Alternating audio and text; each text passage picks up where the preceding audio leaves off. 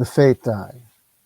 For those of you in the role-playing game community who are familiar with the fate system or one of its many derivative subsystems, fate condensed, fate accelerated, freeze-dried fate, advanced fate, fate for the masses. Okay, the joke wears thin. The fate die, uh, coming from fate's preceding product, fudge, another attempt by man to simplify the role-playing game experience, to break down the barriers between humanity and imagination.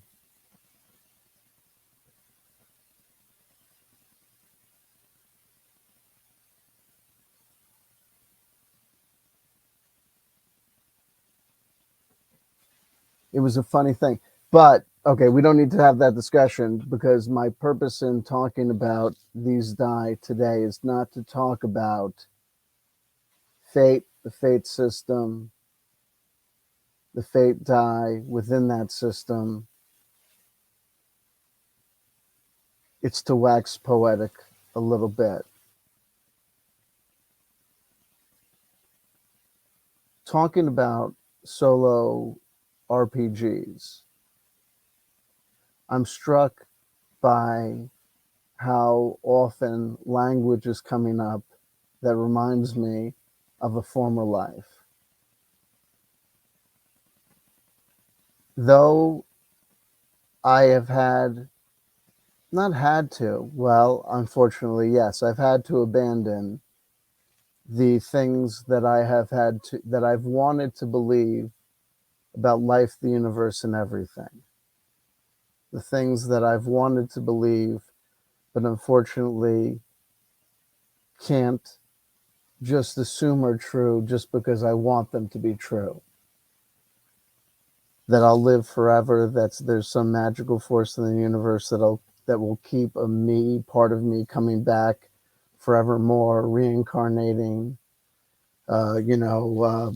experiencing some sort of punishment, but not too bad, don't send me to hell forever, but but something commiserate with, I know I got to experience something because it's got to make sense or I won't find it plausible. I won't be able to believe it, but right, we know the games that people play.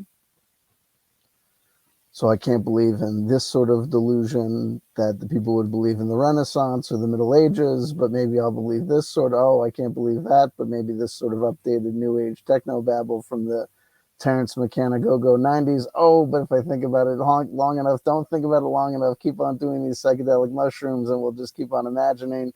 Oh, but no, it's wearing off and we got to keep on thinking about it logically and rationally.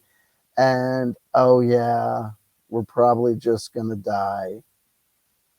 And there's things to be moved by, and there's transcendental thoughts, and there's mindfulness, and there's chilling out, and there's the wisdom of meditation. But there's, I don't know,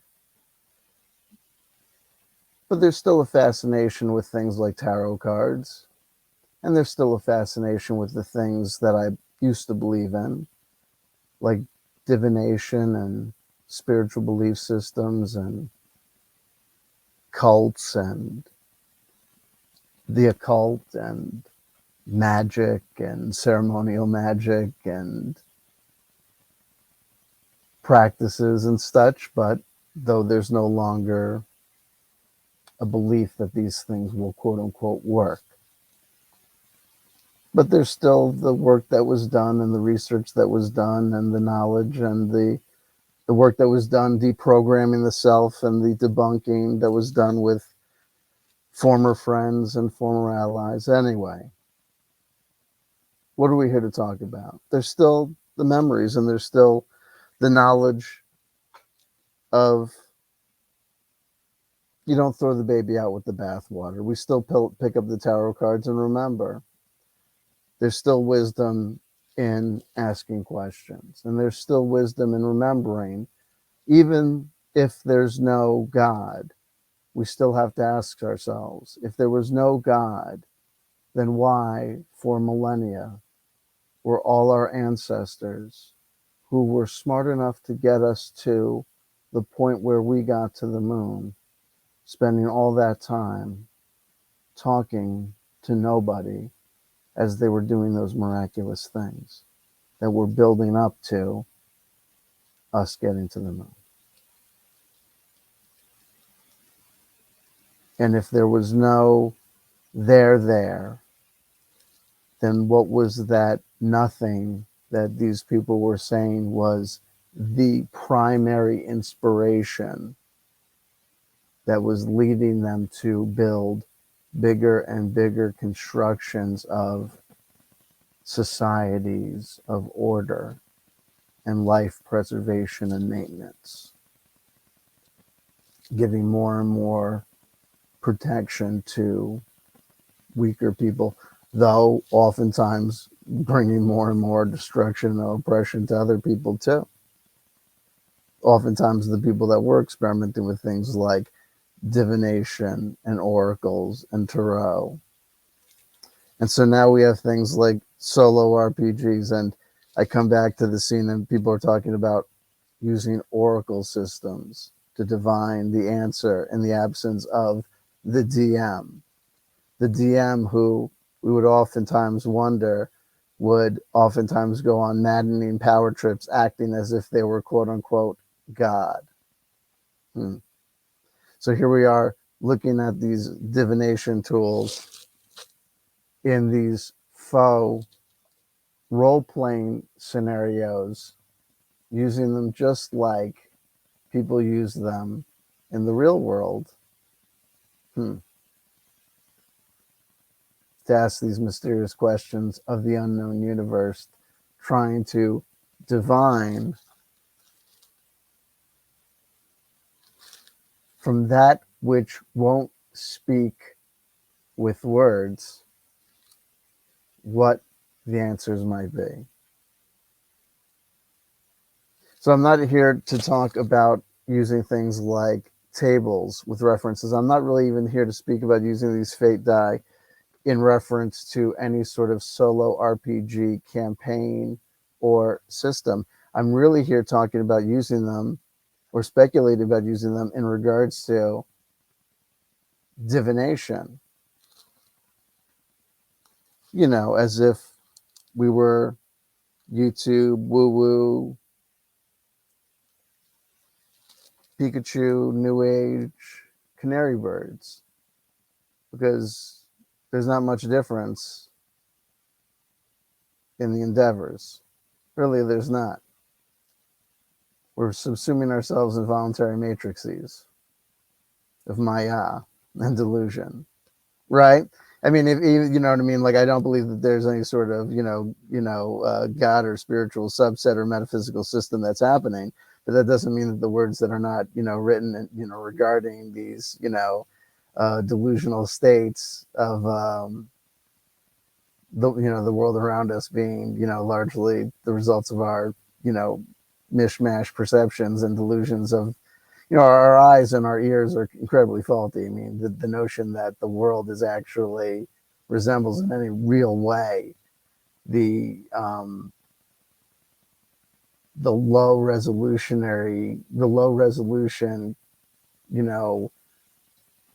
crab show that our little flesh computers is giving us, and our little brains, our little windowsill brains can take in, that's what the world or the universe is. Yeah, right. Anyway, getting philosophical.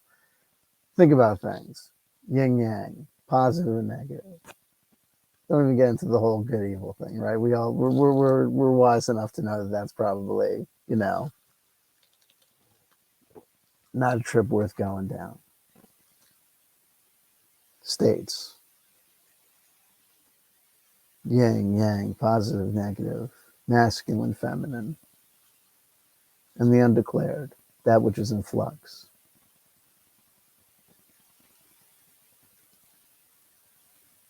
Right? An equal amount of all states. These things, these die can come up, have an equal chance of coming up.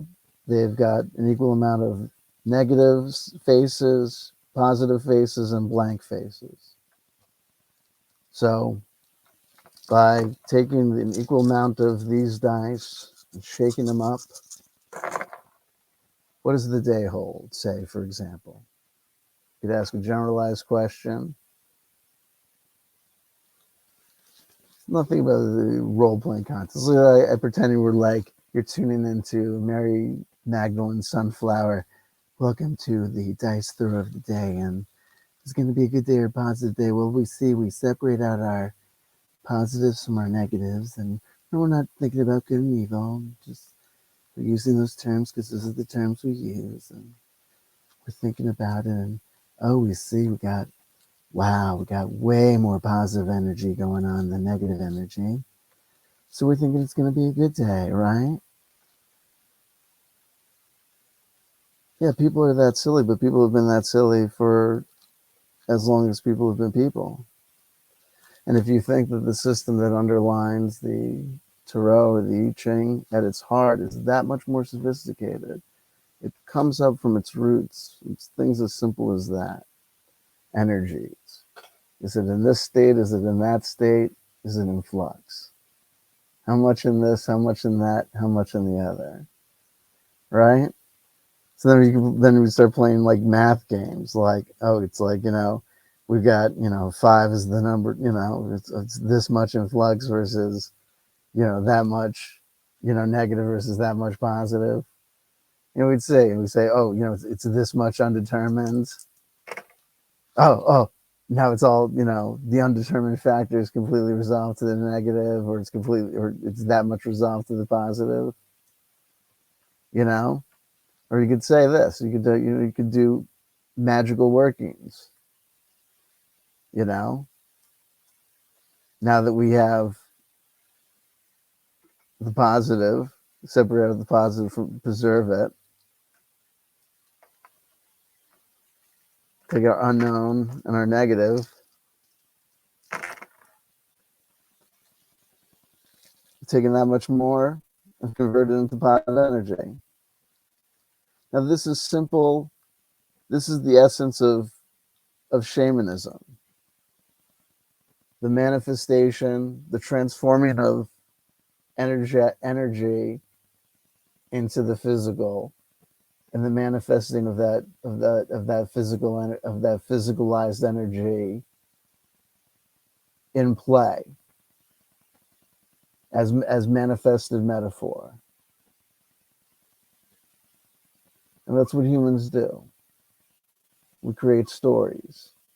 We create play.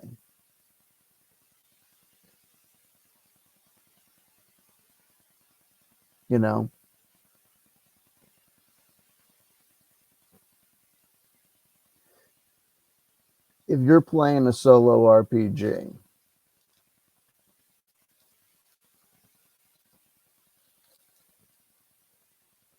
it's a thing about RPGs. It's like, it's like thing about like, it's like you can look at a lot of things. Like people talk about the various things like, the OSR versus,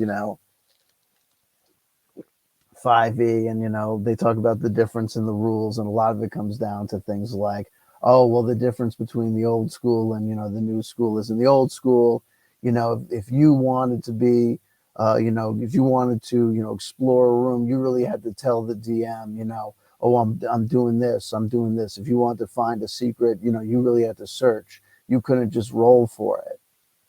Well, the dirty little secret is, well, the problem is that if you're a not so smart person, you'll never get to experience what it is to be the brilliant detective character, the brilliant person who's, with a sweep of their hand, is able to, revealed the secret, as if in the movie. as debonair and as smart as Johnny Depp may appear on that silver screen, when he plays these various detectives, or Robert, Downey Jr. appears when playing Sherlock Holmes or whomever, well, that comes down to the fact that every beat of that movie script has been written out for him.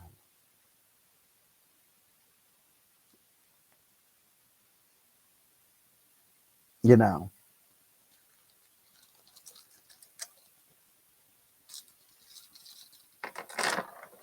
And if you're a real, not so smart person, your ability to bring cutting self analysis to play is going to be hampered and limited. It's not even going to occur to you. Solo role playing is probably not going to occur to you. Maybe, I don't know.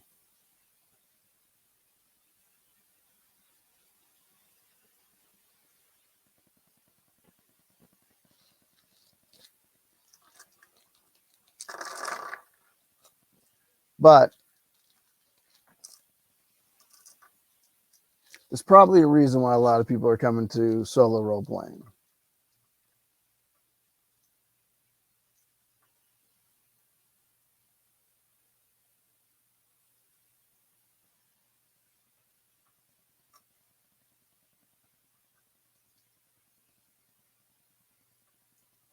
And I can't wait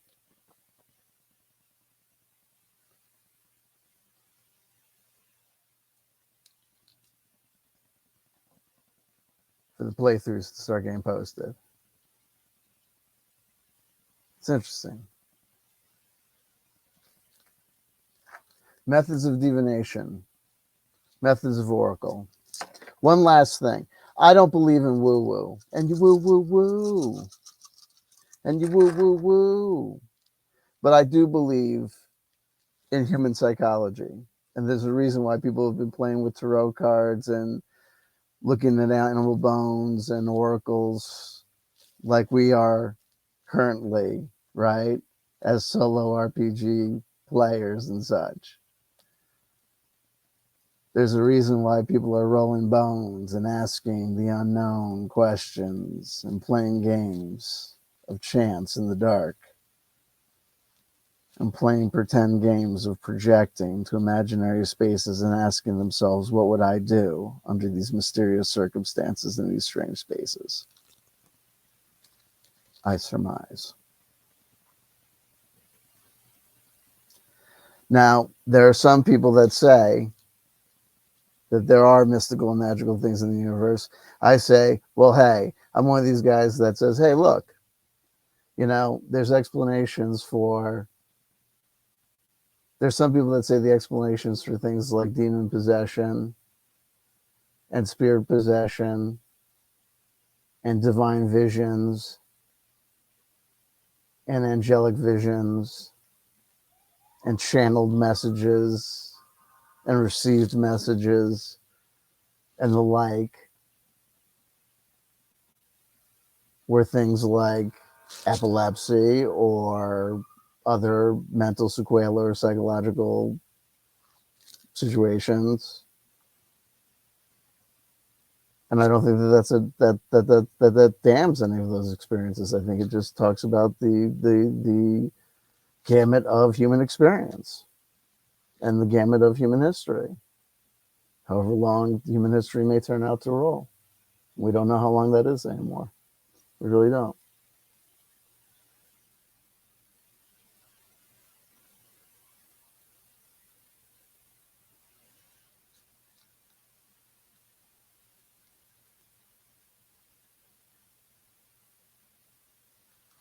We can come up with more positive than negative and a healthy amount of the unknown. Also, this, if we're asking our imaginary DM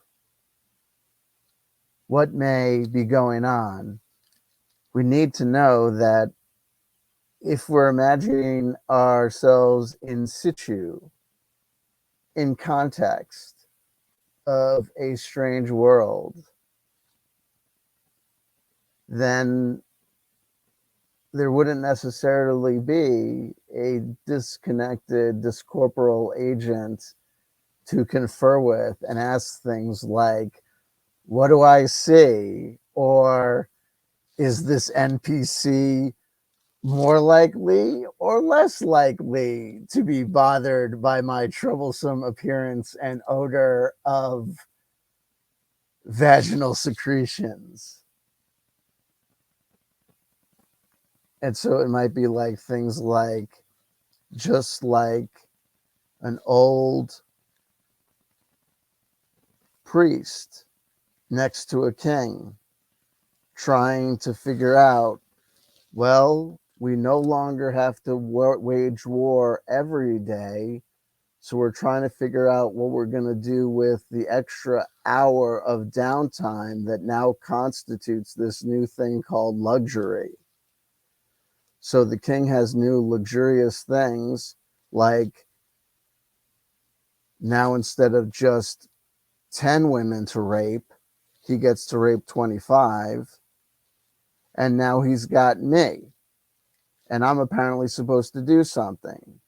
And apparently they're entertained by the fact that I see those demons that keep on coming and ripping me apart at night that no one else sees but me. And apparently my mother convinced them when I was a child not to kill me. They wanted to kill me because of this condition that I have, that I have this experience of seeing things that no one else sees but me.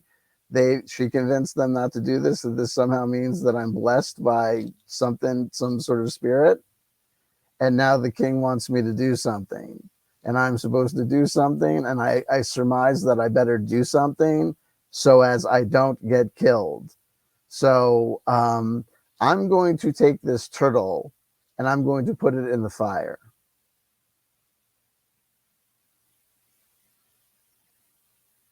Okay, the turtle shell cracked in half. I'm going to go ahead and I'm going to just go ahead and say that that meant some shit.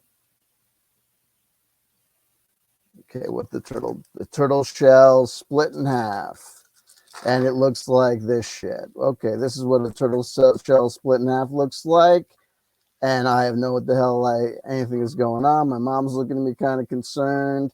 I don't want my sister to end up in the rape tent, so I'm going to go ahead and say that the king's looking at me, and I'm going to go ahead and say that this looks like, yeah, go ahead and we can go ahead and invade the town because this is the wall of the trees around our village. This is you, and this is them having no chance. We're good. Go for it. All right, go us. And if the battle is successful tomorrow, congrats. You don't die, Shaman. Woo! Yeah. And if you lose, well, hey, listen, the king may be, you might listen, the king, as goes the king, might go your shaman ass. But listen, who knows? Well, first of all, everyone's going to be dead next year, right? You know what I mean? Or two, what are we looking at here? You know what I mean? We're a turtle shell one, right? You ain't got long. Oh, baby. But oh man, don't worry, because about like a couple like couple thousand years from now, there are going to be some like white ladies living it up, and ooh, the antecedents and the after effects of those turtle shells, you ain't going to get paid. The turtle is still going to be burnt ass. But oh man, they're going to be misinterpreting and thinking so much about your turtle speculations. It's going to be bananas.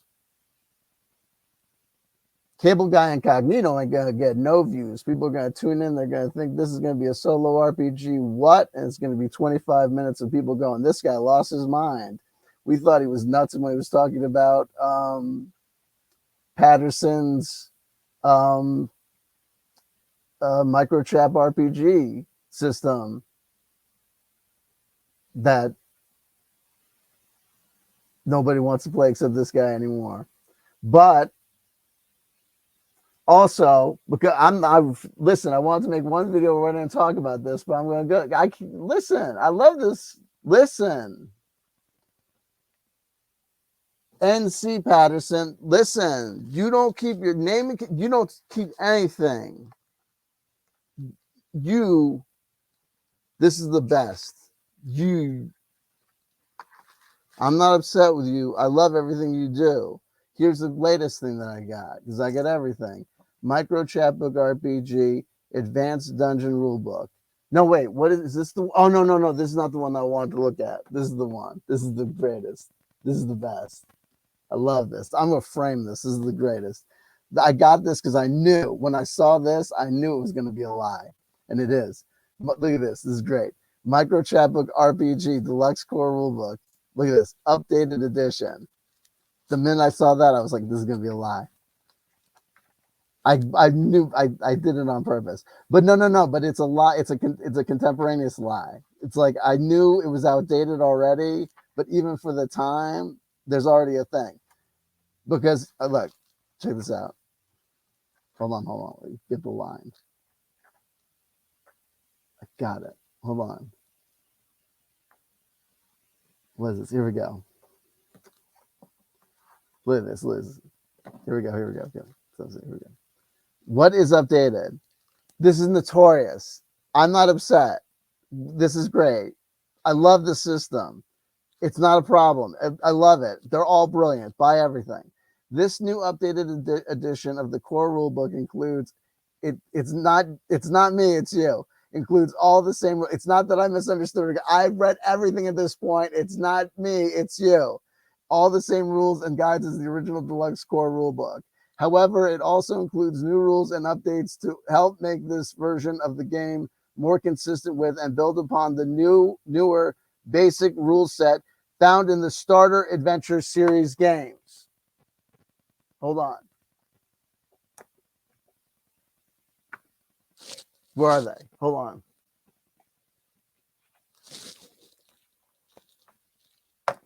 Exhibit A. Starter Adventure Game. Cave of Leaf and Stone. Exhibit A. Man. Pit of the Imp Queen. Starter Adventure Game. Exhibit B. Exhibit Q. No. Upon an icy peak. Exhibit C. You're on trial. Through the frosted wood. Starter Adventure Game. Here we go. Okay. Established. I understand what a Starter Adventure Series game. I may not have all of them yet, but I'm pretty sure I understand and familiar with the Starter Adventure Series games. What exactly does this entail? So they're talking more consistent with and oh shit, fuck. That technically I didn't read the words of parentheses change everything because and build upon. Fuck me. Okay, they're off the hook. Shit.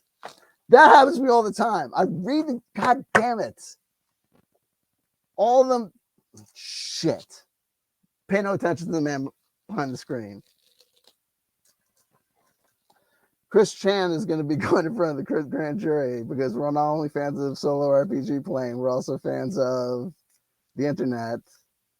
Chris Chan's favorite tarot deck was the Osho Zen tarot deck, probably because it was the only tarot deck they were familiar with, probably because of like accident. They probably just like, I don't think Christine Weston Chandler was, an expert in the tarot. Like, I just think that they were, I don't think that they like made an intelligent choice. We pull a card.